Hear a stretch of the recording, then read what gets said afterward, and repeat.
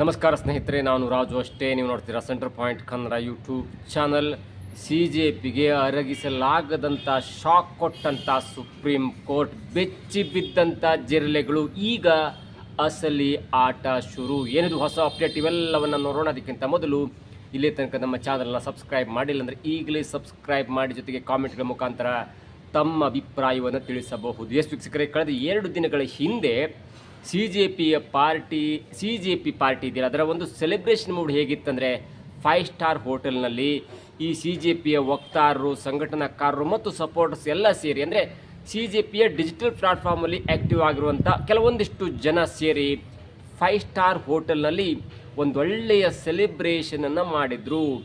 ಅದು ಬೇಕಿತ್ತಾ ಎನ್ನುವಂಥ ಚರ್ಚೆ ಒಂದು ಕಡೆ ಆದರೆ, ಆ ಸೆಲೆಬ್ರೇಷನ್ ಅನ್ನೋದು CJPಗೆ ಕೊನೆ ಮೊಳೆ ಹೊಡೆದಂತಿದೆ. ಯಾಕಂದರೆ CJP ಪಾರ್ಟಿ ಡಿಜಿಟಲ್ ಪ್ಲ್ಯಾಟ್ಫಾರ್ಮಲ್ಲಿ ದೊಡ್ಡ ಹವಾವನ್ನು ಮಾಡಿ ಒಂದೊಳ್ಳೆಯ ಸದುದ್ದೇಶದಿಂದ ಈ ನೀಟ್ ಪೇಪರ್ ಲೀಕ್ ಆದ ನಂತರ ಅದರ ನೈತಿಕ ಜವಾಬ್ದಾರಿಯನ್ನು ಹೊರಲೇಬೇಕೆನ್ನುವಂಥ ದೃಷ್ಟಿಯಲ್ಲಿ ಒಂದು ಪ್ರೊಟೆಸ್ಟ್ ಮಾಡ್ತು. ಜೊತೆಗೆ ಕೆಲವೊಂದಿಷ್ಟು ಬೇಡಿಕೆಗಳನ್ನು ಮುಂದಿಟ್ಟು ಶಿಕ್ಷಣ ಸಚಿವರಾದಂಥ ಧರ್ಮೇಂದ್ರ ಪ್ರಧಾನ್ ಅವರ ರಾಜೀನಾಮೆಯನ್ನು ಪಡೆದುಕೊಳ್ಳುವಲ್ಲಿ ಯಶಸ್ವಿಯಾಯಿತು. That is the point number 1. ಎರಡನೇದಾಗಿ, ಈ ಲೀಕ್ ಆದಂಥ ನೀಟ್ ಪೇಪರ್ ಲೀಕ್ ಆದ ನಂತರ ಮನನೊಂದ 21 ವಿದ್ಯಾರ್ಥಿಗಳಿಗೆ 1 ಕೋಟಿ ರೂಪಾಯಿಯನ್ನು ಪರಿಹಾರವಾಗಿ ಕೊಡಿಸುವಲ್ಲಿ ಕೂಡ ಸಫಲ ಆಯಿತು. ಎರಡನೇ ಪಾಯಿಂಟ್ ಆಯಿತು. ಮೂರನೇದಾಗಿ, ಈ CJP ಪ್ರೊಟೆಸ್ಟ್ ಮಾಡಿದಂಥ ರೀತಿಯಲ್ಲಿ ಜಂತರ್ ಮಂತರ್ ಪ್ರೊಟೆಸ್ಟ್ ಮಾಡ್ತಲ್ಲ, ಕೆಲವೊಂದು ಅವಾಂತರ ಆದಾಗ ಪೊಲೀಸರು ಕೂಡ ಕೆಲವೊಂದು ವ್ಯಕ್ತಿಗಳ ಮೇಲೆ, ಕೆಲವೊಂದು ವಿದ್ಯಾರ್ಥಿಗಳ ಮೇಲೆ FIR ಹಾಕುವಂಥ ಪ್ರಕರಣ ಆಯಿತು. ಅದನ್ನು ಹಿಂಪಡೆಯಬೇಕು. ಹಿಂಪಡೆಯದಿದ್ದರೆ ನಮ್ಮ ಹೋರಾಟ ಮತ್ತೆ ಮುಂದುವರಿಯುತ್ತೆ ಅನ್ನುವಂಥ ಒಂದು ಬೇಡಿಕೆಯನ್ನು ಇಟ್ಟಿದ್ದು. ಎಲ್ಲವಕ್ಕೂ ಕೂಡ ಕೇಂದ್ರ ಸರ್ಕಾರ ಯಾವುದೋ ಒಂದು ಕಾರಣದಿಂದ ಒಪ್ಪಿಗೆಯನ್ನು ನೀಡಿತ್ತು. ಆ್ಯಂಡ್ ಅಫ್ಕೋರ್ಸ್ ಧರ್ಮೇಂದ್ರ ಪ್ರಧಾನ್ ಅವರ ರಾಜೀನಾಮೆಯನ್ನು ಕೂಡ ಕೊಡಿಸಿತ್ತು.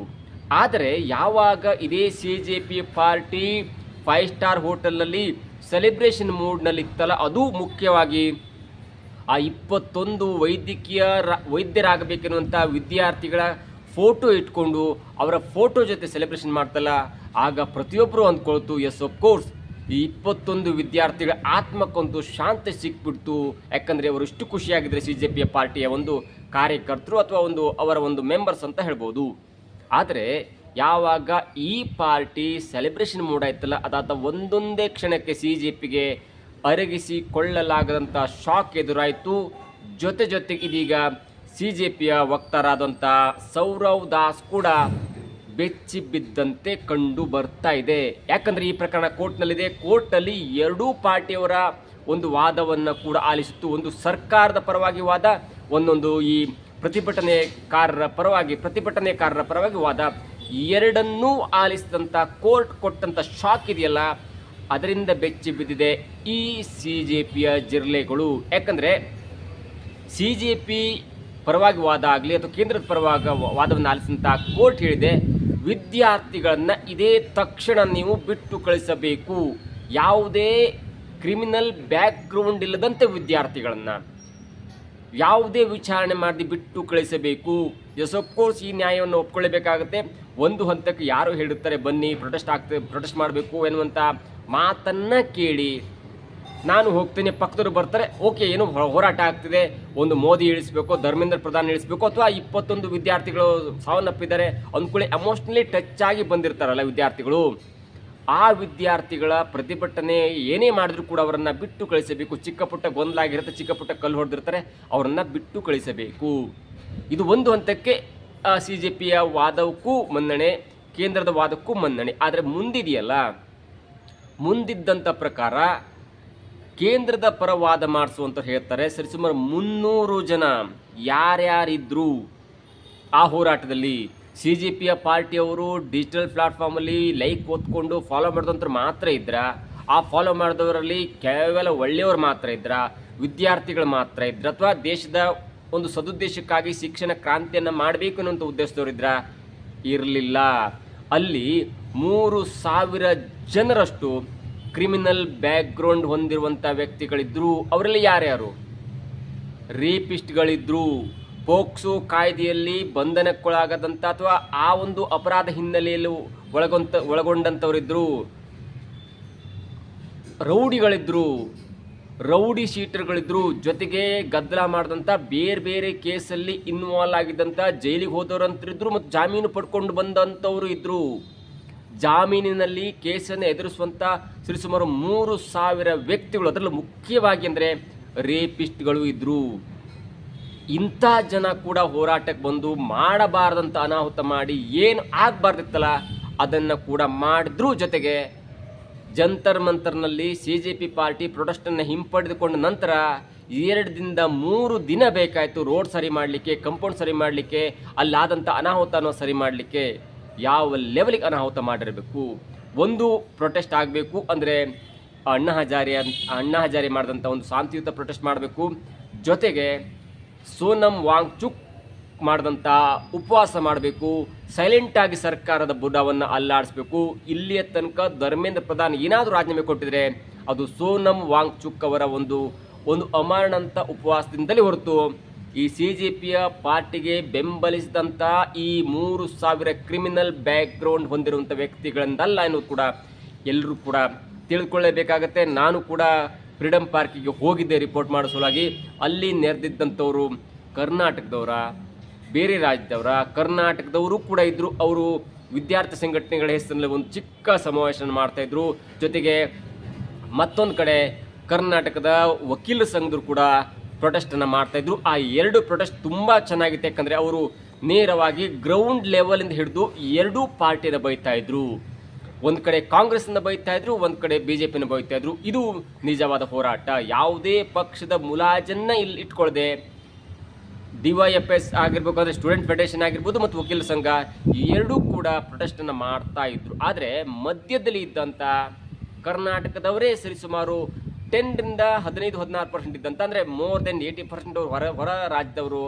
ಅವ್ರ ಹಿನ್ನೆಲೆ ಏನು, ಅವ್ರು ಯಾರು ಫುಡ್ ಸಪ್ಲೈ ಮಾಡ್ತಾಯಿದ್ರು, ಅವ್ರಿಗೆ ಯಾರು ವಾಟರ್ ಸಪ್ಲೈ ಮಾಡ್ತಿದ್ರು, ಯಾರು ಆ ಜರ್ಮನ್ ಪೆಂಡಲ್ ಹಾಕ್ಲಿಕ್ಕೆ ದುಡ್ಡು ಕೊಟ್ಟರು, ಎಲ್ಲವೂ ಕೂಡ ಚರ್ಚೆ ಆಗಲೇಬೇಕು. ಆದರೆ ಅವರ ಇನ್ಕಲಾಬ್ ಜಿಂದಾಬಾದ್ ಆಗಿರ್ಬೋದು, ಮೋದಿ ಹಟಾವ್ ಆಗಿರ್ಬೋದು, ಲಾಠಿ ಖಾಯಂಗೆ ಮೋದಿ ಹಟಾಯಂಗೆ ಆಗಿರ್ಬೋದು, ಎಲ್ಲ ಸ್ಲೋಗನನ್ನು ನೋಡ್ತಾ ಇದ್ರೆ ಯಾವುದೋ ಒಂದು ವ್ಯಕ್ತಿಗಳ ಪ್ರಾಯೋಜಕತ್ವದಲ್ಲಿ ಈ ಹೋರಾಟ ನಡೆದಂಗಿತ್ತು.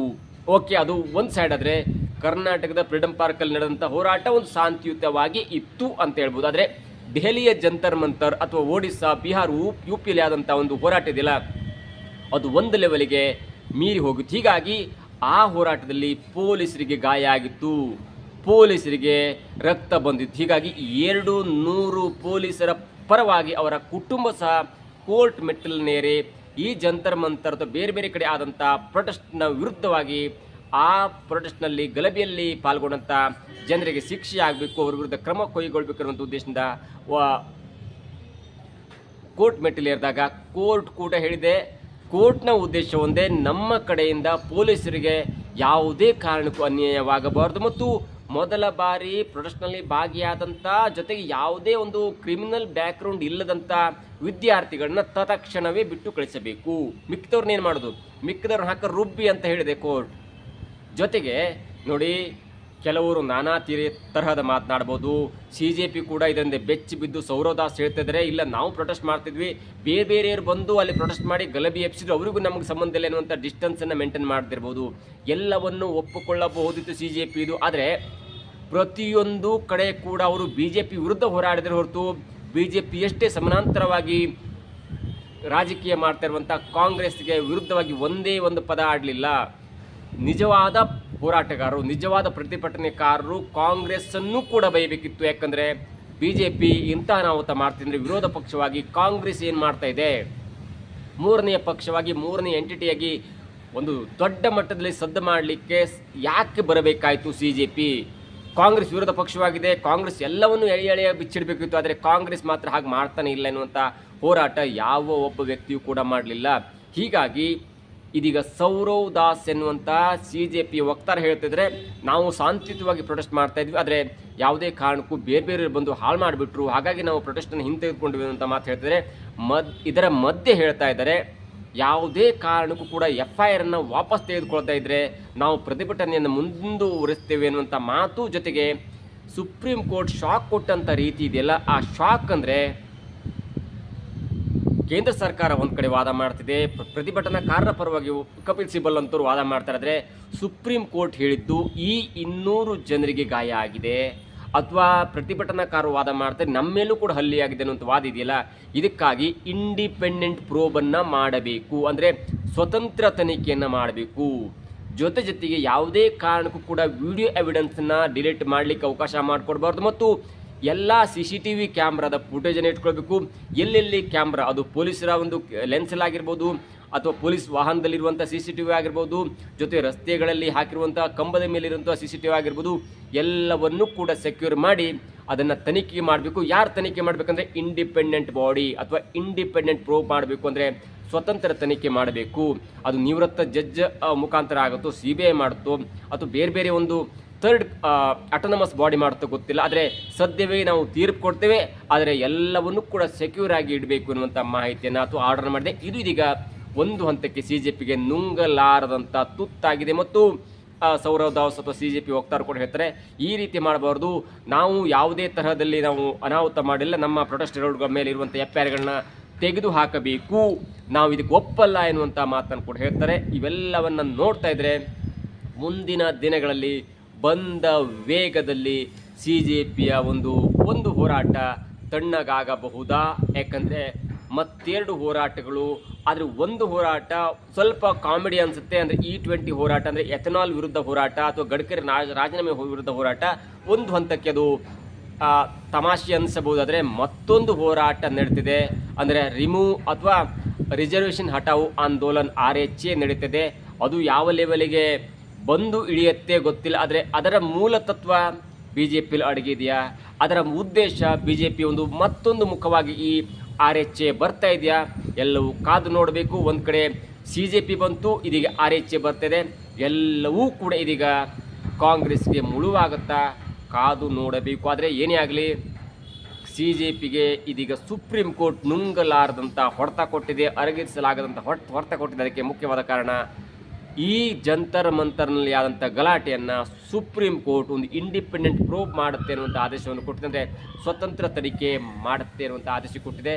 ನೋಡಬೇಕು ಸ್ವತಂತ್ರ ತನಿಖೆ ಆದರೆ ಯಾವೆಲ್ಲ ಅನಾಹುತಕಾರರು, ಯಾವೆಲ್ಲ ದಂಧೆಕೋರರು, ಯಾವೆಲ್ಲ ಕೆಟ್ಟ ವ್ಯಕ್ತಿಗಳು ಒಳಗೆ ಹೋಗ್ತಾರೆ, ಆ ಮುಖಾಂತರ ಈ ದಂಧೆಯ ಹಿಂದೆ, ಈ ಗಲಭೆ ಹಿಂದೆ ಇದ್ದವರು ಯಾರು ಎಂದು ಕೂಡ ಬಯಲಿಗೆ ಬರುತ್ತೆ. ಇದಾಗಿತ್ತು ಇವತ್ತು ವಿಶೇಷ. ನೋಡ್ತಾ ಇರಿ centre point Kannada YouTube channel.